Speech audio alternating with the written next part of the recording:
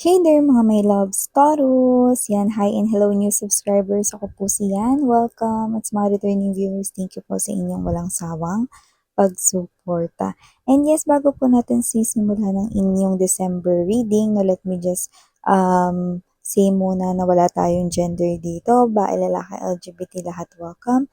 Pwede nyo rin pong pagpalit-palitin yung roles kung gusto ninyo since ito po ay isang general reading. At the end of the day, palagi po kayong may free will na free nyong gamitin anytime, anywhere. And yes, wala rin po tayo rito mga babes no, na time period. Wala rin tayo rito religion, differences, beliefs, traditions, lahat welcome. Okay? So kung hindi niyo pa nasunod pa po tayo other channel, ang link ay nilagay ko sa description box ng reading na ito. Kaya kung interesado kayo na tumambay din doon din, meron din po tayong daily collective readings na ina-upload. So that is also for all signs, no? So let us see what we have here for you, Taurus. So babae, lalaki, LGBT, lahat welcome. Cross-watchers ni Taurus, welcome din. May Taurus placement sa kanilang natal or birth chart. Welcome then. Archangel Michael, together with the angels and guides, thank you so much for always being present here in this reading ni Taurus. Can we get messages for Taurus for the month of December 2024, please? Taurus, December 2024 messages. What does Taurus needs to know for their December 2024? What does Taurus needs to know?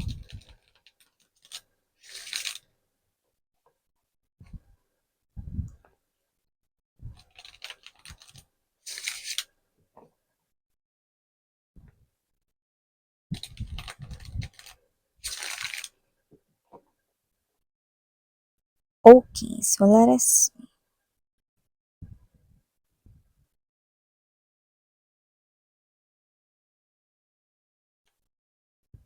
We do have here Judgment, Nine of Cups, Queen of Coins, Knight of Cups, Ten of Wands, Six of Cups, Death Energy, King of Pentacles, Ten of Swords, Six of Swords, and the Six of Wands. Could be seeing a lot of number 6, angel number 666. It looks like marami rito yung mga may minamanifest no, na gusto mangyari sa kanilang life. But with the number of 666, angel number 666, it looks like no, na parang meron ditong hindi masyadong nagtitiwala no, or parang nagkakaroon kayo ng doubt sa inyong mga wish and desires. No? So dapat, okay, panatilihin ninyo ang pagiging positibo. No matter what the situation is, you have here the wish fulfillment, Nine of Cups energy. Matutupad yan. Ano man yung minamanifest ninyo. So, una sa lahat, no, kung ikaw yung nagmamanifest niyan, dapat hindi ka mapanghinaan ng loob. Okay? Huwag ka rin mag-doubt kung yan ba ay para sa'yo. Basta yan yung bagay na gusto mo, kailangan mong isipin na para yan sa'yo. Yan. So, dito kasi meron ditong manifestation mo na posibleng nagda-doubt ka tungkol dyan. Pero mga babes, no, marami-rami sa inyo na yung wish na yan, ano man yan, related man yan sa pera nyo, sa love life ninyo, or related man yan sa iba ninyong personal dito, no, na area ng buhay, no. So, nakikita ko na matutupad yan, no. But first, kailangan ninyong alisin yung confusion and don't doubt your desire, okay? Deserve mo yan at para yan sa'yo. Ibibigay yan sa'yo, so wag na kayo ritong magpakaroon ng delay. Okay? So, yan. So, maliban dyan, no, Taurus, nakikita ko rin dito mga babes, na meron dito na maaaring mag-end or meron ditong matapos, no, na something, no, na posibleng sitwasyon na ginagawa ninyo. Okay, it doesn't have to be na may matatapos rito na relasyon or whatever, no? Pero pwede rin naman na kasing babaw lang ng baka matatapos na yung project na ginagawa ninyo. Okay? Or baka matatapos na yung pagpapagawa ng bahay, no? Baka may nagpapagawa ng bahay dyan. O baka naman Iba sa inyo 'no is yung mga nag-aaral 'no, tapos na yung ginagawa ninyong projects sa school 'no, thesis, whatever, paperworks 'no, mga gano'n. Or baka naman ikaw 'yan 'no, na posibleng meron ka ditong tinatrabaho na inutos 'yan sa inyo ng kumpanya or ng iyong boss 'no. So, nakita ko dito na parang, ito ay klase ng energy na tagumpay. Kasi kung ano man 'yan na parang binuhusan mo dito ng effort, pinagpuyatan, pinagpaguran mo, nakikita ko na hindi lang 'yan basta matatapos 'no, at hindi ka lang dito basta makakapagpahinga ng tuloy-tuloy at maayos, kundi, eh, 'yan ay posible pa na magwagi rito 'no. So, nakikita ko dito na kung 'yan man ay ipapasa mo sa isang patimpalak or contest, malaki ang tyansang 'yan yung manalo 'no.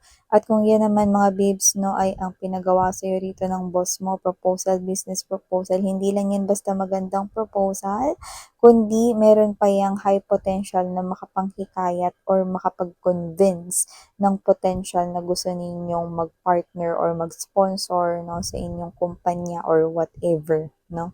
So, iba naman 'no, posibleng yang tinatrabaho niyo rito is puwedeng ibang rin naman na mga bagay. Baka meron kayo rito na na nililigawan 'no, at hindi niyo alam kung kailan kayo rito sasagutin 'no, or vice versa na meron kayong taong gusto rito pero hindi niyo alam kung hanggang kailan kayo maghihintay 'no, na magpapansin naman siya sa inyo, 'yan 'no. So, nakita ko rito na mag-e-end na 'yan dahil meron ng movement or paggalaw ng baso. So, ibig sabihin 'no, meron ditong mag-e-end pero magbe-benefit kayo. Ibig sabihin may mapapala kayo.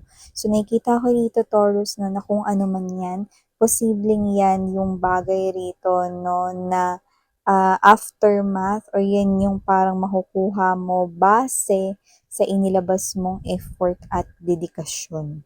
So, kung 'yan man yung taong nagugustuhan mo 'no, at never kang tumigil or never ka ritong nagpalit ng ibang gusto, then that person right here 'no, is posibleng magustuhan ka na niya ngayon 'no, or alam mo matagal ka naman na niyang nagustuhan, wala lang talaga siya ritong lakas ng loob na gumalaw 'no. So, nakita ko rito na posibleng gumawa na siya ng paraan para masabihan niya na kayo or ma-express niya na sa inyo yung feelings niya for you, Taurus 'no. At kung yung iba naman sa inyo na posibleng meron kayong nililigawan 'no, ta's hindi niyo alam kung gusto niya ba kayo 'no, or siya ba 'to na parang, gusto niya lang yung feeling na nililigawan siya 'no, may gano'n.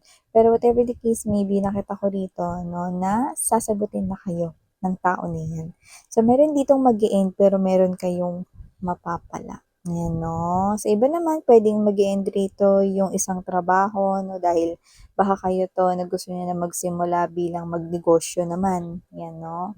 May gano'n din tayong nakukuha rito 'no. Sa umpisa, 'yan, sa mga magnenegosyo.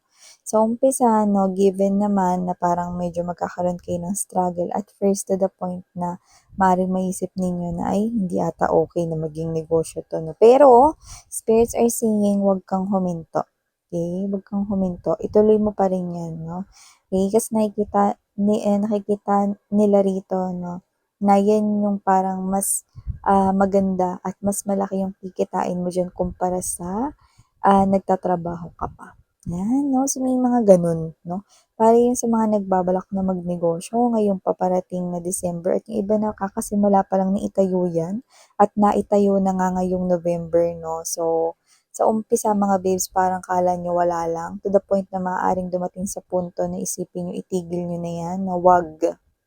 Eh, kasi magbabago yung takbo ng energy niyan, ng negosyo na 'yan at nakikita ko rito na magiging money attractor yang negosyo na 'yan. So, maliban diyan, Taurus, nakita rin ako dito ng soulmate vibe 'no, and kung sino man ito brand new energy siya rito kung saan mga babes 'no, kakahiwalay niya lang po sa mga oras na ito sa kaniyang partner, yung ultimate niyang minahal, excuse me, 'yan 'no.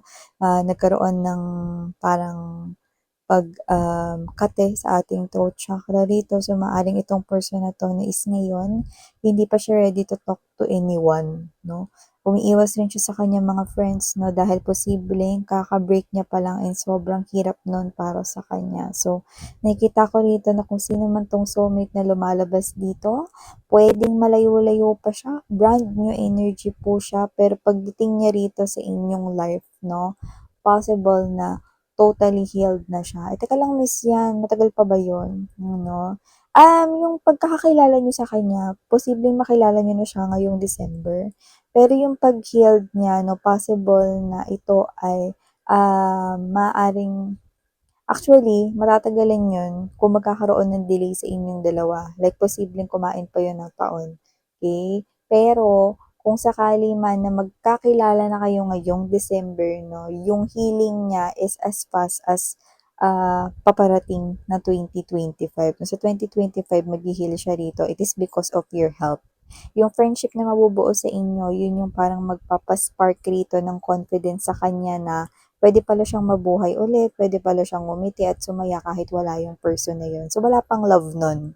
Hindi pa siya mai-inlove sa inyo nun. Pero yung healing, puwedeng dumating yun sa kanya agad-agad, okey, dito sa 2025, year 2025 na paparating. Yan 'no. So, maliban diyan mga mahal 'no, para naman dito sa inyong, sitwasyon 'no, lagay ng panahon sa loob ng tahanan. May lagay ng panahon sa loob ng tahanan. So, nakita ko dito mga babes 'no, na maganda yung magiging flow 'no, ng energy sa loob ng inyong bahay. So, nakikita ko na may pagtutulungan dito ang inyong parents 'no, or meron dito na doesn't have to be kung, yung parents ninyo is parehas nasa house or whatever 'no. Basta may energy rito 'no na kung magkasama yung parents ninyo ngayon, okey, maganda yung pasok ng kaperahan sa kanilang dalawa. So, mas napo-provide yung needs ng family, 'yan 'no. At posible pa rito maka-purchase ng mga iba pang mga gamit like furnitures 'no, or kung meron mang ipapadagdag na stories or, floors, 'yan 'no. So, yung iba naman na yung mama niyo na lang yung kasama ninyo or papa niyo na lang yung kasama niyo rito 'no, maganda pa rin yung pasok ng kaperahan dito 'no. At kung may kapatid kayo 'no, gano'n din. So, nakikita ko dito na yung pera 'no, ngayon sa December 'no, sa loob ng pamilya ay hindi magiging problema. So, puwede kayo rito mga babes 'no, kahit pa ilang hamon pa ang bilhin ninyo 'no, puwedeng-puwede. So, nakita ko rito na maganda yung flow ng kaperahan sa loob ng family 'no, sa mga family members, sa mga kapatid mo 'no, sa parents mo, 'yan. So, nakita rin ako rito mga babes na posible rin kayo ritong abutan ng pera kahit na meron na rin kayong kakayanan kumita ng pera. So, maaaring yung mama niyo 'to 'no, or lolo't lola niyo 'no, or you know, even your dad 'no. Basta may magbibigay sa inyo rito ng pera na parang, hindi na siya bumili ng gift, hindi dahil hindi niya alam kung anong gusto mo, kundi para ikaw na lang rin yung bumili ng gift mo for yourself. Yan, na parang, "Ito anak, ko bili ka ng regalo mo sa sarili mo." No? And then parang kayo 'to na kahit kumikita na kayo, may sarili kayo ritong trabaho 'no, or meron kayong pinagkakakitaan 'no, this person will still give sa inyo 'no. And Christmas naman, so kere lang, 'di ba? Puwede niyo 'yun na i-accept. So, nakita rin tayo rito ng energy mga babes 'no, na kung kayo naman ay connecting here sa isang partner, kung meron kayong boyfriend or girlfriend 'no, na younger than you, pero you know wala tayong age dito 'no. This person right here, meron siya rito mga babes na parang, nakakita rin ako rito or ng mga ano, bubulol, kasi parang meron siyang gustong sabihin sa'yo. Pero parang hindi niya alam kung paano niya yun sasabihin kaya nakikita ko rito na kinakailangan niya ng tulong ng mga people around you. So, lumalabas siya bilang Knight of Cups energy. Yan 'no. Parang meron kasi siyang gustong sabihin rito 'no, pero dahil hindi niya alam kung paano niya talaga yan sasabihin 'no, meron siya ritong dala-dalang ibang offerings, yan 'no. So, nakita ko rito na ng scenario na dalawa. One, Puwede nagkatampuhan kayo nitong tao na 'to 'no, at ito yung magandang pagkakataon para makipag-ayos at makipagbati bago man lamang magpasko 'no. So, maaaring meron siyang dalang peace offering, bagay na gusto mo, baka favorite food 'no or favorite, na drinks 'no or baka meron kayo ritong bagay na gusto na bilhin for yourself 'no, siya na yung bibili nun 'no. Scenario number, 2 naman 'no, ang ikalawang scenario is nakikita ko naman na kung sino man 'tong person na 'to na posibleng, um wala kayong tampuhan, pero meron siyang gustong sabihin na posibleng, kinakabahan siya, 'yan 'no. Pero may dala-dala siya rito na espesyal 'no, na regalo and I think, alam niya naman na magugustuhan mo 'yun, pero kinakabahan pa rin siya, okey? So, don't get me wrong 'no, puwede rin 'yan na proposal. Kasi kahit na parang gusto niya rito, alam niya na gusto mo rin itong proposal na 'to, kinakabahan pa rin siya. Okay, so I do see na siya yung magtatanong sa'yo or mag-i-invite sa'yo rito, 'no. So tingin ko yung pakikipag-usap sa ibang tao is part of the surprise or puwede rin naman na, kuntsabahin sila 'no, para dito sa proposal na 'to kung ito naman ay proposal sa iba sa inyo, 'yan. So maliban dito Taurus, nakita ako rito ng energy ng isang opportunity 'no, na makausap mo ulit ang isa sa tao na konektado sa ex mo. Eh, bakit pa miss 'yan, you know? Well, hindi naman kayo galit sa kanya, pero kasi ganito 'yan, eh, paano konektado ba sa ex miss 'yan? Common friend ba namin 'yan? Puwede 'yan na friend talaga niya 'yan, na naging friend mo lang kasi friend niya 'yan, okey, gets mo? Or puwede rin naman na kung hindi niya 'yan friend, possible rin na 'yan yung, kamag-anak niya or baka kapatid niya or family niya. Eh, ba't makakausap mo yang tao na 'yan, 'yan 'no? Kasi hindi naman kayo bad blood niyang tao na 'yan, wala rin naman 'yan masamang ginawa sa inyo. So, posibleng meron siya ritong, i-offer sa inyo na puwedeng, bagay na puwede mo ritong i-accept, 'yan 'no. Huwag kang magdalawang isip 'no, na i-accept 'yan. Kasi posibleng yung iba puwedeng 'yan ay may kinalaman sa pera or opportunity na 'yun 'no, sa growth ng inyong pinansiyal, okey? So, nakita ko dito na hindi ka naman na affected with your ex, kung sino man 'yan. 'No? So, kayo ito na hindi niyo palalampasin yung opportunity dahil lang sa konektado siya sa ex ninyo. Tama, 'di ba? 'Pag may opportunity, i-grab agad, 'di ba? Itong sunod kong sasabihin, ito talaga ex mo na 'to, okey? So, nakita ko dito ng energy ng ex mo rito 'no, na posible na, nasa malayo, like malayo siya ngayon na lugar sa inyo, okey? Nakita ko rito na kung sino man siya, this person right here is posibleng trinador niya kayo rito, 'yan 'no. Puwedeng nakipagrelasyon siya sa kakilala ninyo or sa friend ninyo, 'yan 'no, kasi may isa pa ditong energy yung lumalabas. Kung sino man siya, nakikita ko siya rito 'no, na nagpa-pop out sa reading mo because this person here is coming towards your way.